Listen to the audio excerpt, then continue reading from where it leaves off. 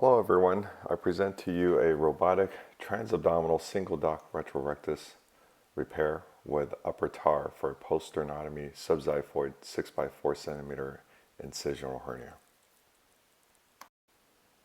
This patient developed a subxiphoid incisional hernia from a sternotomy for mitral valve replacement. The hernia contains transverse colon that is incarcerated and is not reducible. The patient has mild symptoms, but has never had any bowel obstruction. In approaching this case, I have a few concerns and questions. First and foremost is, will I be able to close the defect? And will a bilateral upper TAR help me close the defect? Or a vertical posterior rectus sheath incision, which is well described, which will release the tunnel that the rectus muscle is in and help me medialize the linea alba and close the defect vertically.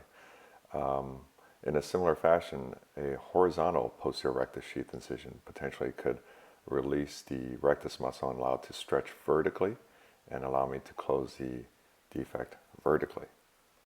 The second consideration is, will I be able to get a good mesh overlap under the diaphragm with a preperitoneal dissection? Usually I can get 3 to 4 centimeters, but in this case I wanted more overlap due to the size of the defect and was aiming for over 5 centimeters. And with a preperitoneal dissection under the diaphragm in this lady who is not very tall, I wasn't sure if I could get adequate overlap cephalad. Here are some of the robotic technique options that are available to me.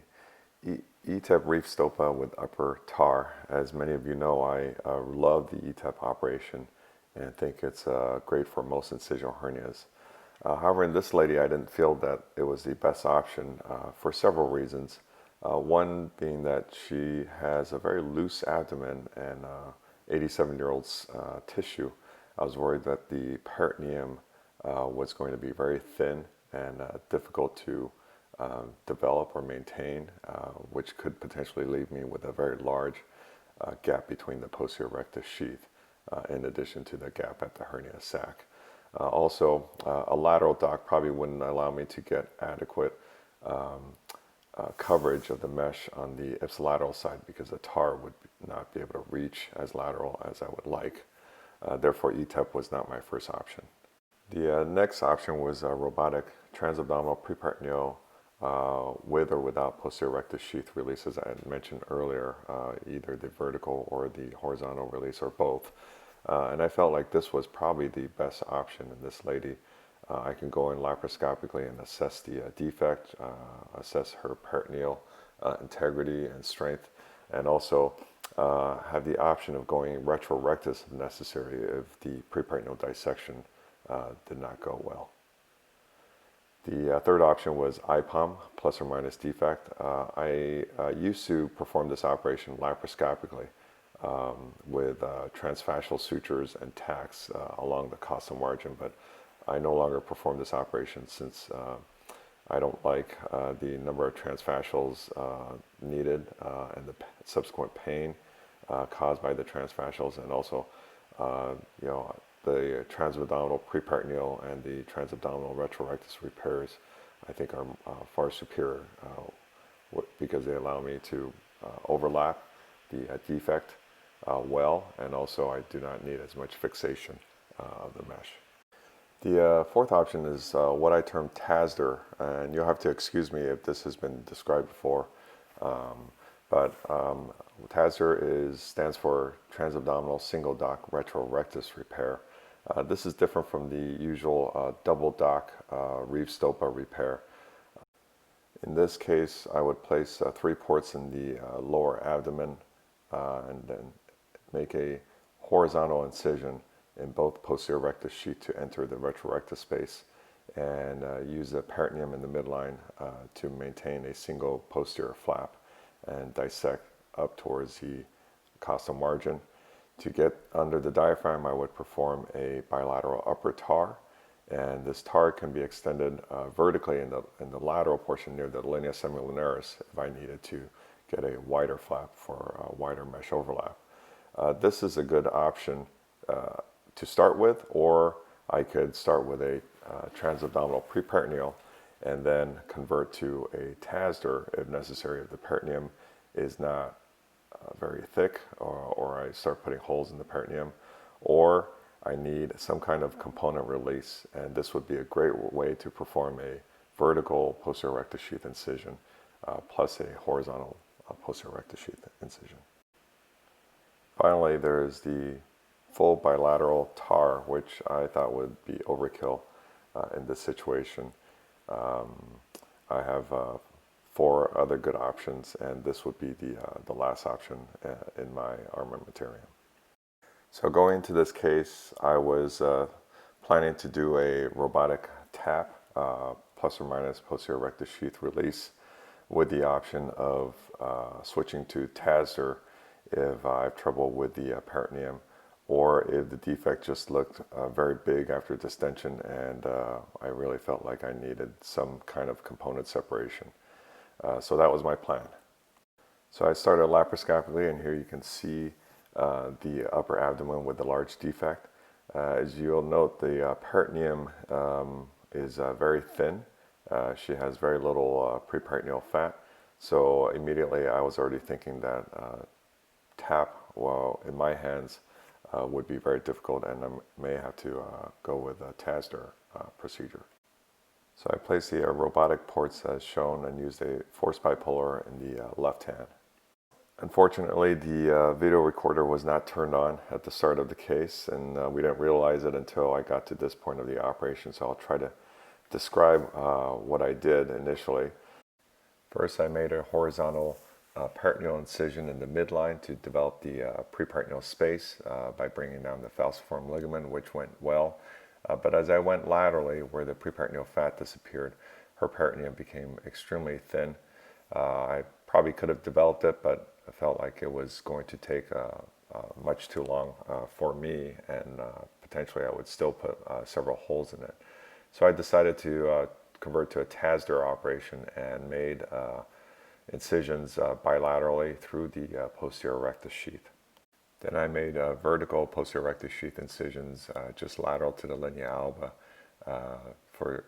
to connect the spaces, the retrorectus space and the preperitoneal space. This is where the video starts. I will start by dissecting the right retrorectus space here to get all the way up to the costal margin. And so, of course, first I want to finish dissecting the retrorectus space and the preperitoneal space before dividing the posterior rectus sheath to ensure that I don't cut the peritoneum and ensure that I don't damage the linea alba. And there is the caudal edge of the hernia sac. I'm trying to stay right up against the fascia and keep as much of the sac tissue intact and keep it with the sac as I'm taking it down. This lady's skin is extremely thin over the sac. It's kind of got that purplish, almost translucent look to it, meaning that her dermis and skin is going to be extremely thin. I was hoping that I could find a nice areolar plane, kind of like taking down the paraesophageal hernia, and take down the whole sac easily without having to cauterize very close to her dermis. So I'm looking for that layer, and here, right there, I think I found it, and there it goes. So I was lucky in this case, and I was able to find a nice areolar plane right outside her sac. She had a true hernia sac, which made this takedown much easier. If she didn't have this easy takedown, I probably would have just transected the sac somewhere within the sac and not go all the way up to the dome of it and risk injury to the skin. Since this defect was very large, I felt that it was going to be fine if I had a large defect during the sac takedown, because it could have been easily closed. So now I'm at the cephalad edge of the hernia sac and trying to maintain its attachments to the peritoneum under the xiphoid and the diaphragm. So here I'm trying to find the left lateral sac edge, And this looked like sac, but turned out to just be connective tissue that I was able to divide.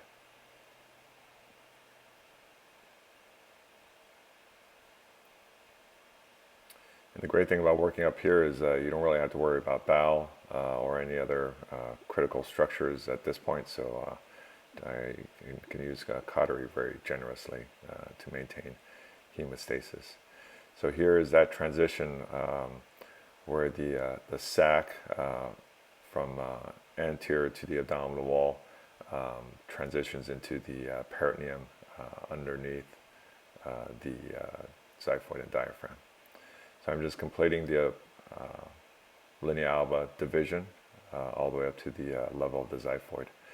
Now I'm going to start dissecting underneath the diaphragm and underneath the xiphoid. And this area can be tricky as sometimes the diaphragm can be brought down and Morgagni hernia is created.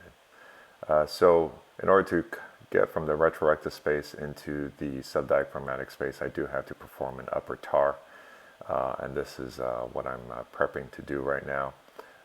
This area, just like the subxiphoid area, can be kind of tricky. And the key is to find the diaphragm fibers first. If you can find the diaphragm fibers, then it's easier to stay against it and underneath it and not create a Morgagni hernia by accidentally taking the diaphragm off of the costal margin. So I'm just going with what's easy right now, and there you can see the right hemidiaphragm fibers. I'm going to stay right up against the diaphragm fibers there. That will allow me to stay in the correct plane and not get too lost here. This is where the muscle meets the central tendon right there. So I'm just going to continue dissecting in the plane that's presenting itself.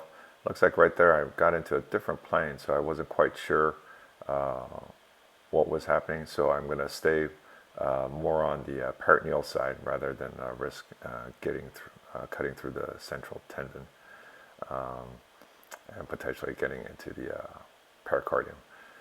So looks like I found a nice fatty plane there. I'm going to continue dissecting along the diaphragm. This is familiar to most of you who perform TARs. And at some point I'm going to have to transition into the space behind the transverse abdominis as I perform the TAR. So there I'm cutting the diaphragm contribution to the posterior rectus sheath, and it's a little too aggressive. Forgot that she had 87-year-old tissue, so put a little hole in the peritoneum. But this is easy to recover since I'll have the transversalis fascia to help me keep the peritoneal side more robust. So I'm still subdiaphragmatic right there, staying right on the diaphragm. I like to make sure that those little vessels going through the diaphragm is cauterized so I don't end up with too much bleeding there. So there you can see I got to jump from the subdiaphragmatic space into the space between the transversalis fascia and the transverse abdominis. So right there, that's the space I want to be in. So I'm dividing the connective tissue between the two spaces right there. And her wasn't very robust, so it was very easy. So now I've connected the two spaces, and I've both the diaphragm and the transverse abdominis muscle laid bare with the transversalis fascia brought down off of it. This is the lateral most extent of my TAR. This was performed basically to allow me to get under the diaphragm and to get good wide mesh overlap. So here I'm going to dissect the patient's left side and perform the similar dissection. Again, I'm getting under the diaphragm, stay right up against the muscle. I don't want to be anterior or ventral to this muscle because that would be getting into the Morgagni space. Around the central tendon, it can be quite tricky to take the peritoneum down. It could be quite sticky sometimes, so I usually have to slow down here and go millimeter by millimeter to ensure that I don't cut through the central tendon. And if there's any doubt as to where you are, just stay on the peritoneal side. And this time I got very lucky. I fell into the space which wasn't familiar with. I thought maybe I was intraperitoneal, but this preperitoneal fat just came down really nicely off of the central tendon, which made my dissection much easier. This is usually the area where I'm stressing and my sphincter tone gets really tight, but the fat just came off and that central tendon was exposed very, very quickly and easily. And this was my plan to go this high to get good mesh overlap in the cephalad direction. So it's pretty cool to see the heart beating through the central tendon. So back to the upper abdominal TAR. There I'm staying underneath the diaphragm, and now I'm going to start the incision of the posterior lamella of the internal oblique and the transverse abdominis to transect the upper posterior rectus sheath. There you can see two sternotomy wires. I will later remove these wires. Right now there's some scar tissue here, but again I have the diaphragm muscle as my guide. I'm going to stay deep to it and hopefully stay in the right plane. I really believe in meticulous hemostasis during these plane development, just because sometimes it helps to know exactly what plane you're in, but when everything is stained, it's just impossible to tell where you are sometimes. And that's when you start putting holes in the peritoneum or get off track in the tissue plane that you're in. So there I'm dividing the posterior lamella of the internal oblique and then scooping the transverse abdominis muscle to complete the division of the transverse abdominis. Now this white layer is the diaphragm contribution to the posterior rectus sheath, which I have to cut. Now I'm getting between the transverse abdominis muscle and the transverse salus fascia. That's where I want to be. And then dividing that intervening fascial tissue will help me combine the space under the diaphragm and the space under the transverse abdominis. And the more lateral you go, the easier this part gets, as it's mostly just areolar tissue. So here I'm just creating adequate space for my upper lateral part of the mesh. And this is the last part of the dissection. And you can see I have really good cephalad dissection, which will give me really good cephalad overlap, and also laterally on both sides. The retroaxial space was wide enough, so I didn't feel like I needed a lateral TAR to create more space. So since the defect was wider than it was tall, I decided to close it vertically. This is a OV-Lock 180 suture, which is my standard suture for incisional hernia repair. I only use permanent suture when I'm sewing mesh to mesh. So in this case, I usually, as you've probably seen in many of my videos, I start by laying out the suture without tightening for multiple reasons. One is this is an 18-inch suture, and if you just pull it tight as you go, there's just a lot of suture to work with. So just by laying it out, it'll help reduce the amount of suture that you have to handle. Two is with defects that are wide and hard to close, and in this case I would consider this a hard to close defect because it's subxiphoid with the casa margin preventing the defect from coming together easily, and the sternum and the xiphoid. By slowly tensioning a lot of suture, I think it's easier to bring the defect together without tearing the tissue or breaking sutures.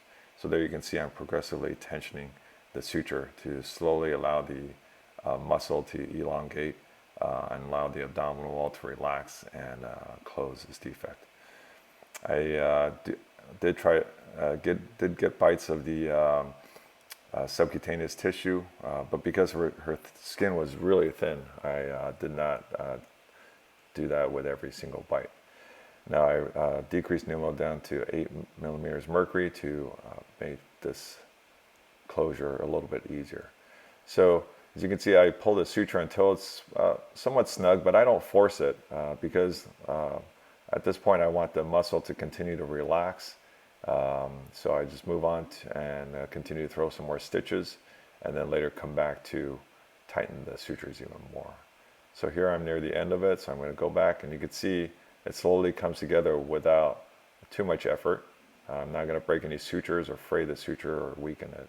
And in this 87-year-old, I can certainly tear the suture through her tissue if I'm not careful and use too much force.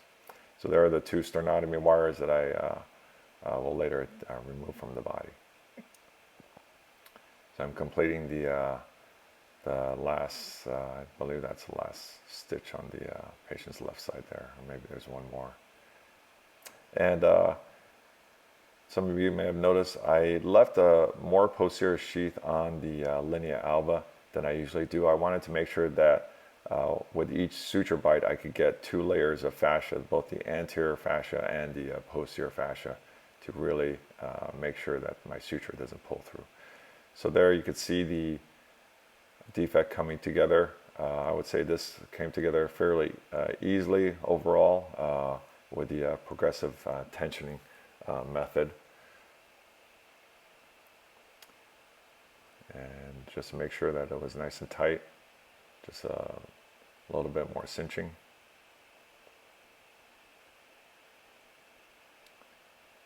And when I pull with my right hand on that suture, I don't like to pull it towards the head. I like to pull it posteriorly or towards the feet. This way it doesn't saw through the tissue. And you can see I use my force bipolar to brace the tissue as I pull downward to make sure that I don't rip through the fascia. Now I'm just going to run the suture back a bit.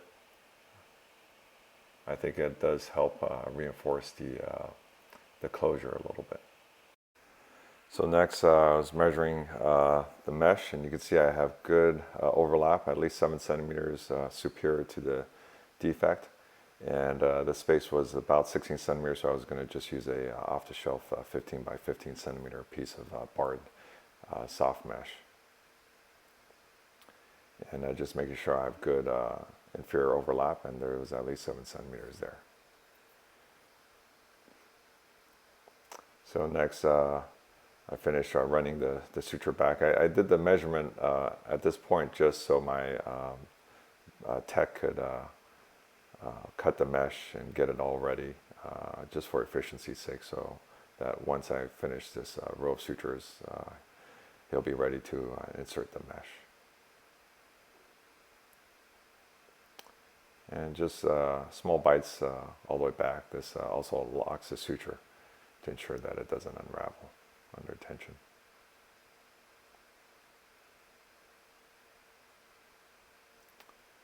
And that's the last bite.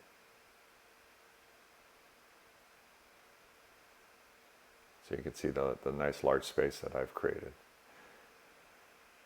This again is medium weight macroporous polypropylene. Because of the excellent overlap and the large space, I really didn't feel like I needed to secure this mesh much. So I'm just going to put a few Vicryls in the middle just to make me feel better, although I probably could have just closed the peritoneal flap and not worry about shifting of this mesh.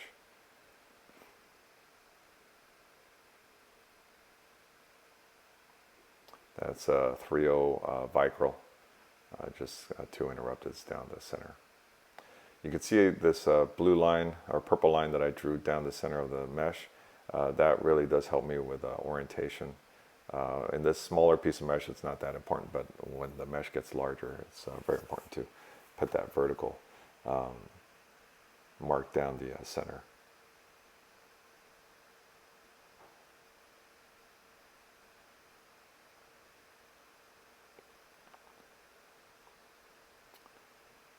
And after performing this case, I'm watching this video a few times during editing. I really feel like the TASR procedure, which requires you to cut the posterior rectus sheath in 2 directions, the horizontal direction and the vertical direction. I think it really did provide good component release to allow me to close this defect without much tension.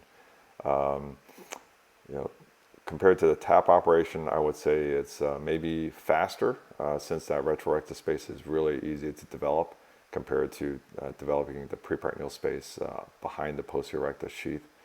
And so I would say the advantages are it's faster than a TAP, and you get the release of the posterior rectus sheath incision, and also meshes up against muscle, which is nice. So that's the end of the case. Thank you for watching.